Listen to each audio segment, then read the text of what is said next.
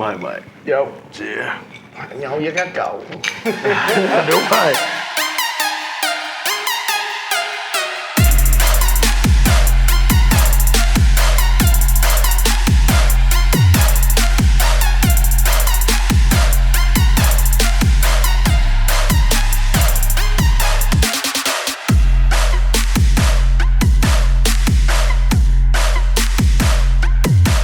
Who's ready to get drunk with the uncle? Ai đã sẵn sàng để nhậu với các cậu? Mày à?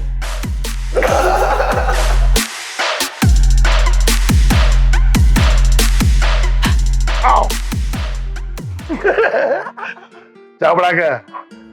Khỏe không? Lâu ngày không gặp. Hôm nay là có đồ ăn ngon, chút xíu nữa là em sẽ thấy. Hôm nay mình có một người khách sẽ tới. Ông tên là Dennis Nguyen. Ông là người sống và có cái team Sài Gòn Inn. Có thể sau này là ông sẽ sắm cho em. Nhưng lúc anh sắm ở Việt Nam đầu tiên á, là năm 2013 thì anh sẽ đến cái tiệm của ông ở Sài Gòn Inn ở quận nhất á, thì anh có điều kiện gặp một lần. Nhưng là bao nhiêu năm sau mới gặp lại không nhớ. Nhưng kể đâu có sao đâu. Dạ. Thì là cái suy nghĩ là sống ở Việt Nam như thế nào? Em suy nghĩ là người sống ở Việt Nam như thế nào? Em thì em suy nghĩ nhiều, bản thân em là người rất thích thịt thâm. Dạ. Em sống rất là ít sau lưng thì em muốn chừa nghèo đó, quan trọng sẽ quất một cái thiệt bự luôn không anh? Dạ. Nhưng mà em nghĩ thì ở Việt Nam người ta hay nghĩ là kiểu là người nào xăm mình cũng là giang hồ vậy á. Thế à? Mà nói chung là thấy giang hồ là cũng xăm mình hết. Dạ. Nhưng cái chuyện hồi xưa là của hồi xưa rồi. Dạ. Em nghĩ là xăm chỉ là một phần tôn vinh lên cái đẹp mà họ lưu nhớ lại những cái kỷ niệm đối với em là như vậy. Dạ. Em sẽ xăm những cái hình nào mà nó có ý nghĩa với em. Thì bây giờ là em thấy cái xăm của anh là em nghĩ là anh là người sâu đen không? Anh không phải là sâu đen, anh là một người mập tốt bụng và đáng yêu. Dạ hả? Chị thì anh là người sâu đen thui thui á.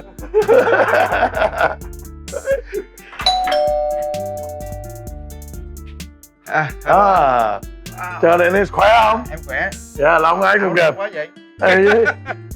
Của ai? Để anh chiều bạn của anh. Dạ, nha. Tên là Black à? Dạ. Khỏe không? Rất khỏe vinh dự luôn. Yeah. Wow. Bây giờ tôi lại cái thịt heo nha.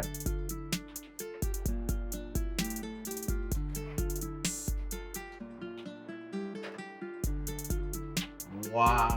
Nóng nha. Dữ vậy. Rồi cái dây bạc đẹp ha. Anh đúng là có tài ha. Tài nấu ăn rồi ra. Đi giờ đâu biết mà. Dữ vậy hả? Cô tật tài bây giờ là chưa thấy vé đó. Được không? Ồ, gì nó hấp dẫn thiệt.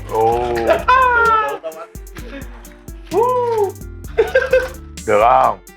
Cái này anh mua thịt heo ở đâu? Ở bên M&M á, ở dưới City á, là cái này là cái vải hoặc là cái mỏng của heo á.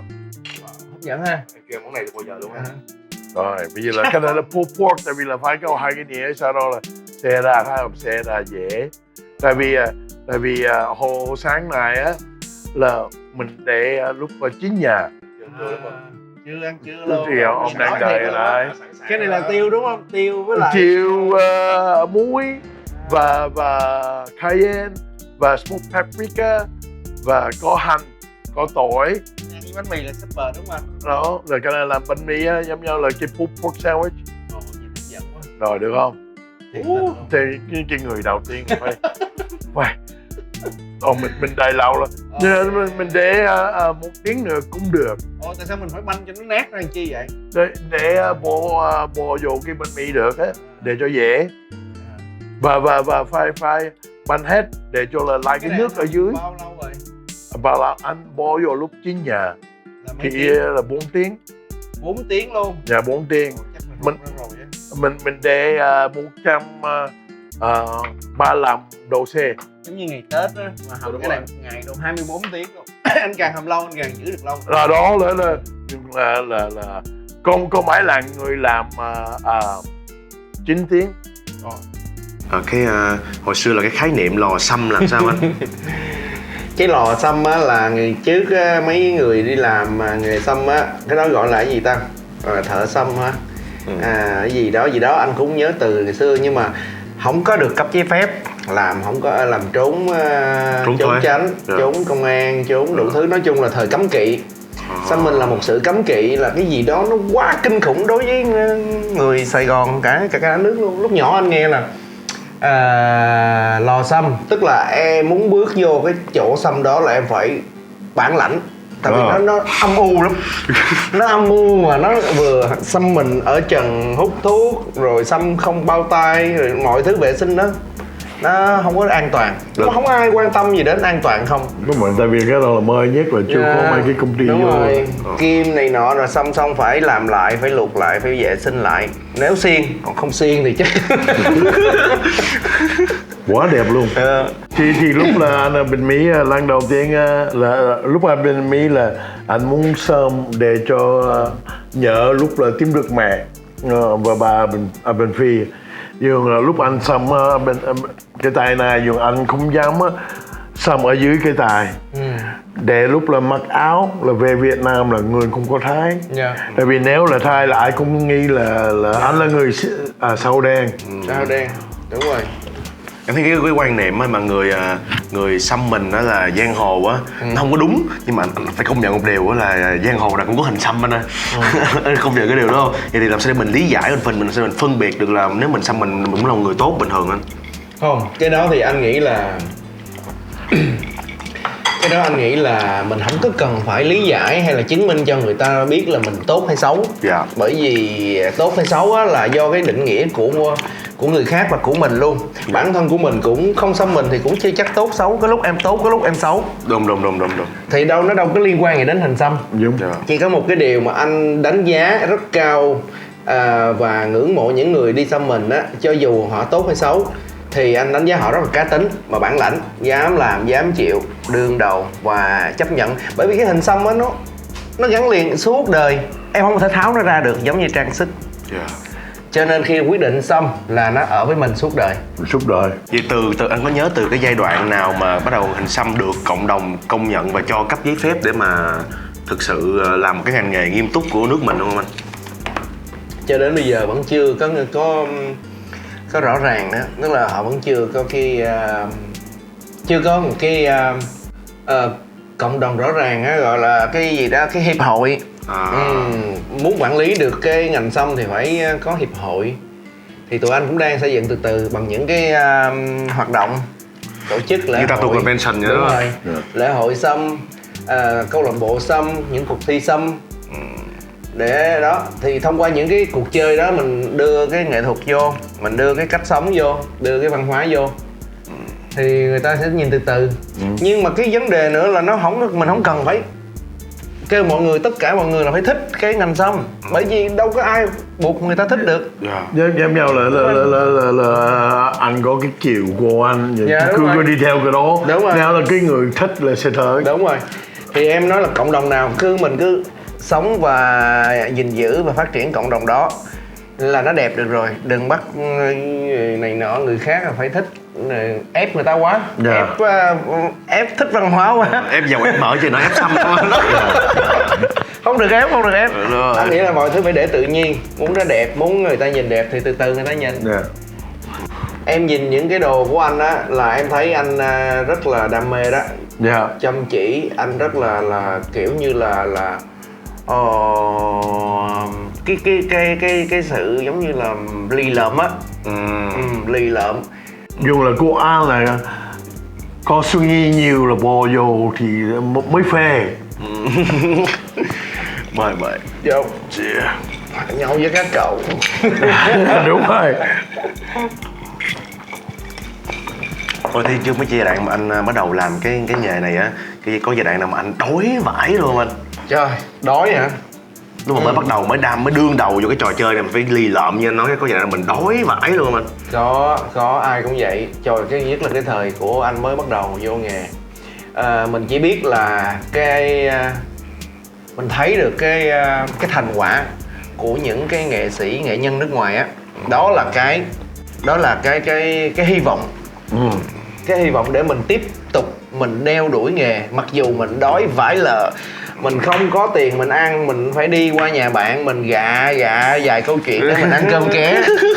Những bữa cơm đó đối với anh bây giờ anh nhớ mãi, thật sự anh nhớ mãi đó, những bữa cơm anh mang món quà đến anh tặng cho cái anh bạn đó. Anh thích cây đàn, anh mang tặng cho cây đàn. Thì anh tại sao tặng cho anh cây đàn? Đó đây là những bữa cơm anh đã giúp em ngày xưa. Đúng rồi, phải nhớ chứ. Anh cái chiêu này anh dùng là giống em hồi đó lắm luôn á. Đây gọi là ăn khế trả vàng đó. Có cái kỷ niệm nào mà sâu sắc trong cái nghề của anh mà anh đến giờ anh nhớ hoài như một cái có thể là một cái kỷ niệm đẹp hoặc là một cái bi kịch nào đó kinh khủng khiếp không? Nghề thì bất chợt của anh không nhớ, nhưng mà anh nhớ cái cảm giác đầu tiên của anh đến Sài Gòn. Đến Sài Gòn để lập nghiệp. Anh quê ở đâu? Quê Nha Trang. Khánh Hòa. Tức là anh xuất thân từ âm nhạc, mình cũng dân mỹ thuật ra, rồi mình mê nhạc rock. Thì rock là ảnh hưởng đến cái nghề, những cái đam mê của mình. Thì mình thấy những cái hình xăm từ những rocker. Đó là lý do mà anh chọn nghề xăm. Tức là năm 24 tuổi thì mình cũng đứng giữa cái ngã ba đường, mình muốn chọn đường nào đi. Một là rock, hai là tattoo. Em chọn một con đường đi. Thành ra bây giờ mình làm xăm, nhưng mà mình rất có cảm tình với nhạc rock. Và kể cả rap. Nói chung âm nhạc nói chung thì anh rất có cảm tình. Nếu như anh mà làm âm nhạc thì anh sẽ có cảm tình với người xăm, người làm xăm. Em cũng vậy. rõ ràng. Ủa, anh nghĩ là cái gì là cái thứ đang kiểu như là làm cho nghệ sĩ ở Việt Nam bị chậm lại, mà có cái giải pháp nào cho cái việc đó mà, tức là cái thứ nó làm cho nghệ sĩ không thể nào, em nghĩ là anh có nghĩ là nghệ thuật Việt Nam mình có thể vươn tầm quốc tế được không anh? Quá luôn, anh nghĩ nghệ thuật là không có giới hạn luôn. Nếu như mình để một cái công thức nghệ thuật vào mình phân tích thì không có giới hạn. Bởi vì nó mỗi một đất nước á, cái hoàn cảnh của đất nước nào nó như thế nào, nó bi đát hay là nó hạnh phúc, nó sẽ cho ra một cái loại nghệ thuật nó tương tự như vậy. Ví dụ như mình đang ở trong một cái khủng hoảng thì mình sẽ có những cái nghệ thuật nó mang cái tính khủng hoảng nhưng mà nó rất là nghệ thuật. Vì đè nén nó bao nhiêu thì nó lại càng mạnh lên bấy nhiêu. Khi mà hạnh phúc quá thì lại không có sản xuất ra được những cái tác phẩm kinh điển. Thật sự đúng rồi, kinh điển. Thì anh nghĩ cái gì nó cũng có lý do. Thì dưới góc độ anh nhìn thì anh thấy nó vậy đó. Còn mà vươn tầm thế giới thì cái này á, là phải sự nỗ lực của nghệ nhân, của nghệ sĩ. Học hỏi nè, cập nhật xu hướng nè, rồi sáng tạo nè, rồi biết kết hợp giữa cái mới với cái cũ, theo mấy văn hóa truyền thống với lại cái hiện đại thì nó sẽ ra thôi. Mà nghệ thuật thì nghệ sĩ thì nên kết nối với lại kế thừa hơn là đổ thừa. Đúng rồi, không đổ thừa hoàn cảnh. Đúng rồi, không đổ thừa hoàn cảnh được. Làm trong bất cứ trong bất cứ trường hợp nào.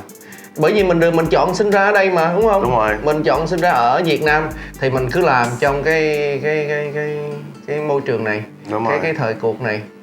Thế là em thấy trong môi trường này có nhiều nghệ sĩ họ nói về có thể do hoàn cảnh này nọ không khiến họ làm được, mà trong cái đó cũng rất nhiều người cũng rất khổ vì họ đã làm được. Em thấy rất nhiều luôn. Cái này mình làm custom cho khách luôn đúng không anh? Đó. Làm theo câu chuyện luôn đúng không? Đúng. Câu chuyện rồi. Nhưng là chịu yếu là người có tiền không? Đúng rồi, cái gì mà làm handmade riêng cho ai đó là nhiều tiền hơn ở ngoài chợ. Đa số trang sức của em là anh Túy làm hết, anh Túy làm có mình cảm thấy có cái hồn ở trong đó. Mình làm nghệ thuật mình nhìn thấy là nó có cái hồn trong cái sản phẩm của người ta. Cái này á, theo anh nhìn thấy đó là vẽ một câu chuyện lên chiếc nhẫn, chứ không đơn giản chỉ là chiếc nhẫn, không đúng đơn rồi. giản như là trang sức. Như cái này của em là cả một câu chuyện đúng không? Cái này là 4 mặt, nhẫn 4 mặt. 4 câu chuyện luôn. 4 câu chuyện. Đó, mấy cái này là sau này nó gọi là vật gia bảo á, phải không? Đúng rồi, em truyền cái hậu thế cái kiểu rồi đó. Gia bảo á, dù như để trong bảo tàng cái tự nhiên nó phát sáng lên. Sao vậy? Bởi vì câu chuyện trong này á, nó ứng nghiệm. Như chuyện cô Tích á, nó thành ứng nghiệm ở trong một cái gì đó, một lời nguyền, một cái lời phán gì chỗ đó, ứng nghiệm lên. Hay quá trời. À quên nữa, trong hình xăm của anh á nó có thêm cái này. Khi mà tại sao nó bí ẩn? Bởi vì khi mà mình vẽ lên trên da đó nó chảy máu ra. Anh hiểu không? Những tế bào, những cái tế bào hồng cầu này nọ, những tế bào nó bắt đầu nó chết đi rồi nó chảy máu ra mà. Thành ra nó có sinh linh trong đó, nó có một cái năng lượng của hình xăm rất là hay. Đó thì cái này cũng sau này đi mình sẽ nói sâu hơn một chút. Cái này nó liên quan đến tâm linh. Ở mà hình xăm nó có câu chuyện, nó có cái gì đó mà nó thiêng liêng, thành ra anh gọi nó tâm linh. Thì nó mang lại may mắn hay là bất hạnh thì do như vậy đó. Cả những cái kia mà nó hợp lại và nó smooth á thì nó sẽ may mắn, còn có những cái hình xăm nó mang lại xui xẻo cho người ta, tức là tâm linh không may mắn. Ví dụ như anh có một cái lời như là anh có một cái lời động viên nào đó dành cho những người muốn theo đuổi cái đam mê này á vào cái giai đoạn này, vào cái thời điểm này á là cái gì không? Có lời khuyên nào cho người làm nghề mới vô hay là làm lâu rồi? Làm nghề mới vô anh muốn theo đuổi cái đam mê này á. Anh nghĩ á bây giờ không có lời khuyên gì hết, chỉ là tất cả mọi thứ đã được bày sẵn ra hết, từ thông tin, kỹ thuật, thế giới đã được phẳng kết nối bằng tất cả các phương tiện mà bạn có thể học được bất cứ một sư phụ nào trên toàn thế giới. Được luôn. Mình chỉ cần ngồi ở Việt Nam, mình thích sư phụ nào ở thế giới thì mình chỉ cần gửi cái đam mê của mình, mong muốn của mình, ước mơ của mình đến sư phụ. Nếu sư phụ đồng ý nhận mình thì mình sẽ trở thành. Nhưng mà mình cần phải có sư phụ. Tại vì bây giờ cái thời điểm này là cái thời điểm cần phải có sư phụ, cần phải có người đỡ đầu. Ví dụ em vô ngành nghề mà em có người đỡ đầu, em sẽ đi đúng hướng, đi chậm nhưng mà chắc. Sau này em trở thành một người nghệ nhân á, nó sẽ quy hơn, ngầu hơn và bản lãnh hơn nhờ có sư phụ hướng dẫn. Còn nếu một mình cũng được thì mình sẽ cũng được thôi, nhưng mà mình sẽ tự do. Tự do thì nó sẽ có cái lợi và bất lợi. Rồi đó, anh nghĩ vậy. Là thời buổi này tuy là mình có thể tiếp mình chủ động được hết tất cả. Đúng rồi, nhưng mà đồng thời nó cũng có rất nhiều thông tin giả đúng không? Đúng rồi. Mình sẽ dễ dàng đi sai. Thì đam mê là vẫn là quan trọng nhất. Đó, đây hãy tự hỏi mình thử coi mình có đam mê thật sự không, hay là mình chỉ đến với nghề vì cái hào nhoáng của hình ảnh, hào nhoáng của cái công việc, hào nhoáng của tiền bạc, hào nhoáng về những cái vật xa xí phẩm khác xung quanh đó đâu anh? Xung quanh đó sẽ là mình bị chật đi cái mục tiêu. Bởi vì khi mà mình nhắm đến mục tiêu mà đầu mình nghĩ đến phần thưởng á là mình bắn trật mục tiêu và mất luôn phần thưởng. Câu này hay anh. Đúng anh? Đúng rồi. Nhắm mục tiêu rồi đầu nghĩ đến phần thưởng thua rồi. Rồi ok, bây giờ là mình ăn xong rồi. Bây giờ anh mời ăn chấm miệng nhé. Dạ. Wow. Rồi cái này là cái bánh chanh vàng thì mới làm tôi hôm qua. Thì bây giờ là em cũng ở Sài Gòn lâu rồi, là anh cũng ở Sài Gòn hồi xưa là mấy chục năm rồi. Là hồi xưa là khác nhau, bây giờ là em thấy Sài Gòn bây giờ như thế nào? Sài Gòn bây giờ đó anh, Sài Gòn bây giờ là rất là ghê luôn. Rất là phát triển luôn. Em nghĩ Sài Gòn bây giờ đó, nói về văn hóa, về văn hóa thôi, là cái nhận thức và cái mọi thứ sinh hoạt nó đã nâng cao rất là nhiều. Mặc dù nó có những cái như là thói quen cũ và những cái tính cách cũ, xã hội hay là than phiền đó, không lên án nhưng mà than phiền chút. Ví dụ như xả rác rồi không xếp hàng, những cái văn minh đó nó lại chưa có mạnh. Tuy nhiên á, về cái chất bên trong nó vẫn là một cái nơi rất là mộc mạc và gần gũi. Thì đó là điểm mạnh của người Việt Nam, người Sài Gòn, người Việt Nam thì em thấy. Và em nghe rất là nhiều người ở nước ngoài, những người bạn nước ngoài họ nói về Sài Gòn như vậy đó, họ nói về Việt Nam vậy đó. Đúng rồi. Rất trẻ, mạnh, xông pha vô những lĩnh vực mới, chịu học hỏi. Đúng rồi. Và rất là kiểu như can trường á. Đúng rồi. cái sự mạnh mẽ đó mà những cái nước giàu giàu thì lại chưa có, trừ Nhật nha, trừ Japan. Em có bạn nước ngoài cũng nói là hiện tại ở Việt Nam là cái giai đoạn mà nước này nên đầu tư vào nhất luôn á. Đúng rồi. Cái này nè. We have one more thing before you go though. Yeah. Dave.